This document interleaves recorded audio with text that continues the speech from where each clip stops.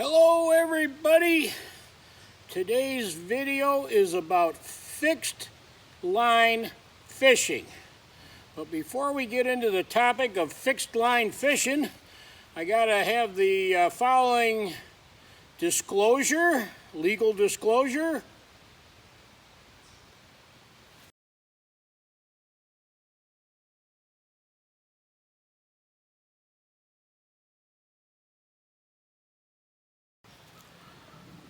Now that we got the legal disclaimer out of the way, none of you can blame me if you catch fishing pox. We can start talking about fishing. In this case, fixed line fishing.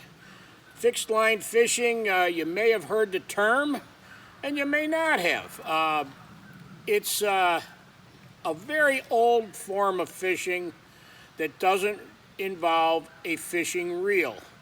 It involves a fishing pole, a length of line, hook, maybe a bobber, and the line is tied directly to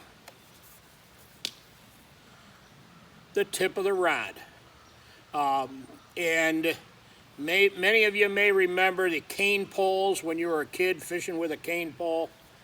Well, it's a same concept. As these poles here. These are both telescopic poles, which means that they fold up. This particular one is made by the Shakespeare Company. It's their Shakespeare Wonder Pole. It's a 10-foot pole, light action, 3-section, like I showed everybody. And the other pole I have here to show you is from a company by the name of B&M, and it's their Black Widow. Their Black Widow, and this one happens to be 12-foot, 4-section. It's a light action. It's made for 4 to maybe 10 or 12-pound line. And just like the other one, the line is tied directly to the tip. It folds into itself for easy transport.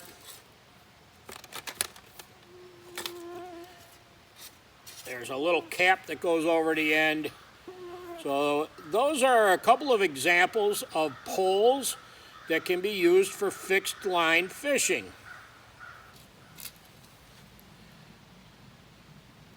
Fixed line fishing poles are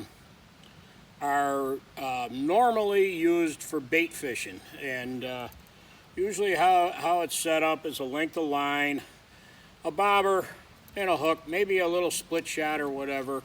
But they could be used for something like a fly or a little lure or whatever. There's no reason that you have to limit yourself to just bait fishing with them. Although that's traditionally what's used with a pole like this. And the length of line, it varies. You'll figure out what length works best for you, but normally, now this is a 10-foot pole, and like I showed you before, you're tying your line to the tip here, and normally the amount of line that's manageable is just about equal to the length of the pole. So in this case, maybe 10 foot, maybe a foot less, maybe 9 foot, something like that. You'll get the hang of tossing this out and maybe shorten your line or lengthen it. But a good starting point is the amount of line would be the length of your pole. Now you're probably asking yourself, how in the world am I gonna cast a pole without a reel? Well, obviously, you're like this probably is not gonna work. It might, but you basically just flip your line out. That's at least how I do it. Flip it out, and maybe get a little pendulum swinging action, and then flip it out. It's really easy to learn. It's not difficult at all to cast it out. And that is a fixed line fishing pole. So why don't we take these poles out and do a little fishing, and let's see just how effective they can be.